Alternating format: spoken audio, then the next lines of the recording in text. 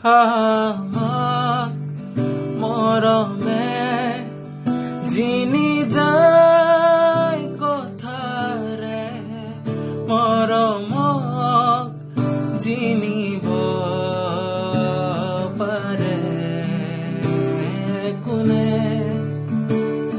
সপোন ভাঙি গলে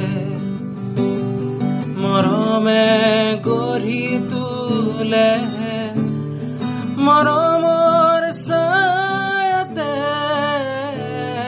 সপোনে জিৰণি ললে। ভাগৰি পৰাৰ ৰণত মৰম